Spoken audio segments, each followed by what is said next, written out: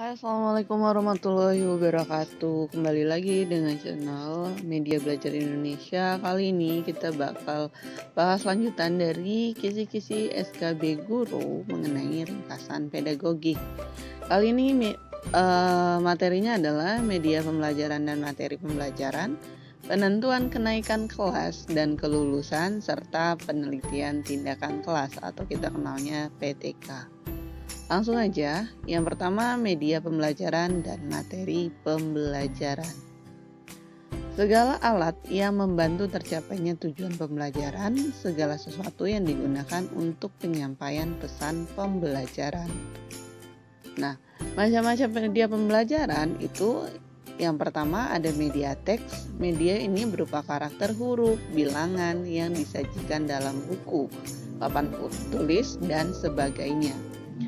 Yang kedua, ada media dengan jenis audio. Segala sesuatu yang dapat didengar audio.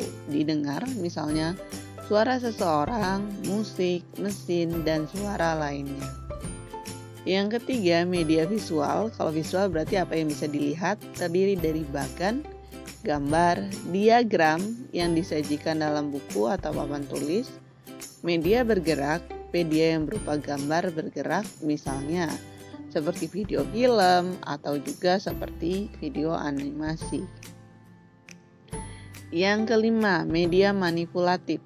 Ini merupakan benda 3 dimensi yang dapat disentuh dan digunakan dengan tangan oleh siswa. Dan yang terakhir adalah AP atau alat permainan edukatif, singkatan dari alat permainan edukatif, alat yang digunakan oleh anak untuk bermain sambil belajar. Oke. Langkah memilih materi pembelajaran. Yang pertama, kita harus mengidentifikasi terlebih dahulu aspek-aspek yang terdapat dalam kompetensi inti, kompetensi dasar, dan juga indikator. Sedangkan langkah yang kedua, kita harus mengidentifikasi jenis-jenis materi pelajaran. Yang ketiga, kita harus memilih materi pelajaran sesuai atau relevan dengan kompetensi dasar dan IPK. Yang keempat, memilih sumber materi belajar. Nah, itu adalah langkah memilih materi pembelajaran. Selanjutnya, prinsip pemilihan materi. Yang pertama, potensi peserta didik, relevansi dengan karakteristik daerah, dan juga struktur keilmuan. Yang kedua, tingkat perkembangan fisik, intelektual, emosional, sosial, dan spiritual. Yang ketiga, kebermanfaatan peserta didik, aktualisasi, kedalaman materi, dan keluasan materi itu sendiri. Dan yang terakhir, relevansi, dengan kebutuhan peserta didik dan tuntutan lingkungan, alat, dan sumber bahan, dan alokasi waktu. Sorry kalau banyak tipu. Selanjutnya, penentuan kenaikan kelas dan juga kelulusan. Jadi harus ada kriteria untuk kenaikan kelas yang harus dicapai. Yang pertama, menyelesaikan seluruh program pembelajaran dalam 2 semester pada tahun pelajaran yang diikuti. Yang kedua, deskripsi sikap baik sesuai dengan kriteria yang ditetapkan oleh satuan pendidikan. Yang ketiga, nilai ekstrakurikuler pendidikan kepramukaan minimal baik sesuai dengan kriteria yang ditetapkan oleh satuan pendidikan. Yang keempat, tidak memiliki lebih dari 2 mata pelajaran yang masing-masing nilai kompetensi pengetahuan dan atau kompetensi keterampilan itu di bawah KKM atau belum tuntas. Ini adalah kriteria kenaikan kelas. Dan yang terakhir, kriteria lainnya yang dipandang perlu satuan pendidikan. Oke. Kriteria kenaikan kelas menurut Permendikbud, Peraturan Menteri Pendidikan dan juga Kebudayaan. Nomor 23 tahunnya adalah 2016. Yang pertama, KI 1 dan KI 2 menyangkut sikap minimal baik. Yang kedua, KI 3 dan KI 4 harus tuntas, kompetensi inti ya. Yang ketiga, mata pelajaran dengan KKM atau KBM, ketuntasan belajar minimal yang tidak tuntas tidak lebih dari 3. Ini menurut Permendikbud. Oke, selanjutnya kriteria kelulusan. Yang pertama, kriterianya adalah siswa harus menyelesaikan seluruh program pembelajaran. Kedua, memperoleh nilai sikap atau perilaku minimal dikatakan baik. Yang ketiga, lulus ujian sekolah seluruh muatan atau seluruh mata pelajaran. Terus ada pembobotan nilai raport. Yang pertama, pengetahuan nilai NH 2 UTS 1 UAS 1. Keterampilan yang terdiri dari nilai praktik 2, nilai portofolio 1, dan nilai proyek 1. Sikapnya, penilaian observasi 2, penilaian diri sendiri 1, penilaian antar teman 1, dan ada jurnal catatan guru 1. Itu pembobotan nilai raport dan kriteria kelulusan. Selanjutnya kita ke penelitian tindakan kelas. Jenis penelitian tindakan kelas yang pertama adalah PTK, kita singkat PTK. PTK diagnostik itu merupakan penelitian yang dirancang dengan menuntun peneliti ke arah suatu tindakan. Contohnya, guru berupaya menangani perselisihan, pertengkaran, konflik yang dilakukan oleh siswa. Ini termasuk PTK diagnostik. Yang kedua, PTK partisipan. Peneliti terlibat langsung dalam proses penelitian dari awal hingga akhir.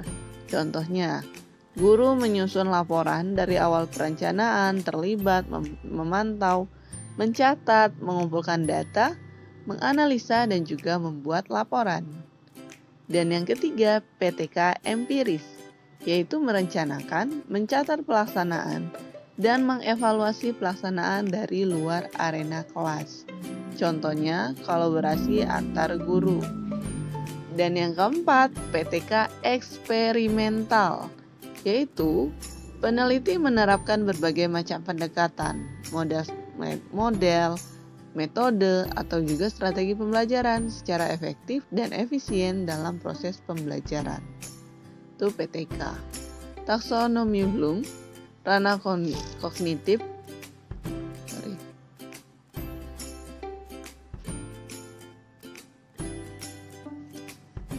Yang pertama, mengingat. C1, mengetahui. Misalnya istilah, fakta, aturan, urutan, atau metode. C1 ya. Seperti kenali, identifikasi, mengingat kembali, membaca, menyebutkan, melafalkan atau melafazkan, menuliskan, menghafal, menyusun daftar, menggarisbawahi, menjodohkan, memilih, memberi definisi, menyatakan, dan lain-lain. Yang kedua, C2, yaitu memahami, menerjemahkan, menafsirkan, memperkirakan, menentukan, misalnya metode, prosedur, memahami, misalnya konsep, kaidah, prinsip, kaitan antara lain fakta, isi pokok, mengartikan, menginterpretasikan, misalnya tabel, grafik, dan bagan. Ini contohnya menjelaskan, mengartikan, menginterpretasikan, menceritakan, dan sampai memperkirakan, menerangkan, dan menggantikan. Yang C3, menerapkan, memecahkan masalah, membuat bagan atau grafik menggunakan apa? Misalnya metode, prosedur, konsep, kaidah, dan prinsip. Ini ada ininya. C4, menganalisis, yaitu mengenali kesalahan, memberikan misalnya fakta-fakta, menganalisis misalnya struktur, bagian, hubungan, dengan cara mendeteksi, memecahkan, menguraikan, dan lain-lain. C5, mengevaluasi, menilai berdasarkan norma internal, misalnya hasil karya, mutu karangan, dan lain-lain. Bisa mengecek, mengkritik, memvalidasi, memberi saran, memberi argumentasi, dan lain-lain. C6, menciptakan, menghasilkan, misalnya klasifikasi, karangan, teori menyusun, misalnya laporan rencana, skema program, dan proposal. Bisa dengan cara memproduksi, mengkombinasikan, merancang, mengarang, menciptakan, mendesain, dan lain-lain. Ini ranah kognitif. Selanjutnya ranah afektif. A1 menerima itu menunjukkan misalnya kesadaran, kemauan perhatian, mengakui misalnya perbedaan kepentingan. Dan cara menanyakan, memilih, mengikuti, menjawab, melanjutkan, memberi, menyatakan dan menempatkan. A2 merespon, afektif 2, mematuhi, misal peraturan, tuntutan perintah, berperan aktif, misal di lab, dalam diskusi, dalam kelompok, dalam organisasi, dan dalam kegiatan. Dengan cara bisa berlatih, menyesuaikan diri, melaksanakan, membantu, mempraktekkan, dan mendiskusikan, dan lain-lain. A3 menghargai, menerima suatu nilai, menyukai, menyepakati, menghargai, misalnya karya seni, sumbangan ilmu, pendapat, gagasan, dan saran. Dengan cara menunjukkan, melaksanakan, menyatakan pendapat, mengambil prakarsa, menggabungkan diri, mengundang, mengusul, dan lain-lain. A4 mengorganisasikan, yaitu membentuk sistem nilai, menangkap relasi antar nilai, bertanggung jawab, mengintegrasikan nilai. Cara merumuskan, berpegang pada apa, mengintegrasikan, menyamakan, menyesuaikan, dan lain-lain. A5 karakterisasi menurut nilai, menunjukkan misalnya kepercayaan diri, disiplin pribadi, kesadaran moral, mempertimbangkan, melibatkan diri. Dengan cara bertindak, menyatakan, berperhatikan, melayani, dan lain-lain. Selanjutnya ranah psikomotor. P1 psikomotoris 1 meniru, yaitu menafsirkan rangsangan atau stimulus, kepekaan terhadap rangsangan.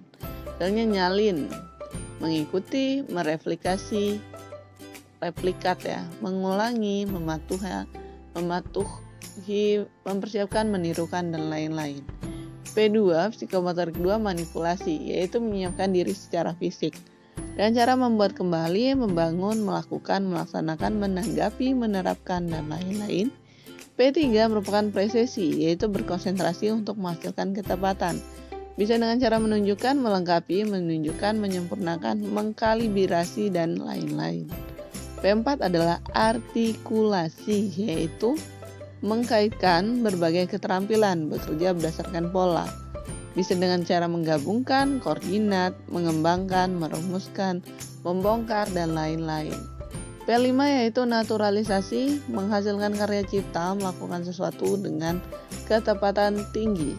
Dengan cara mendesain, mengelola, mencipta, mengoperasikan, melaksanakan, dan lain-lain. Itu ranah psikomotor. Sudah sekian, terima kasih. Wassalamualaikum warahmatullahi wabarakatuh.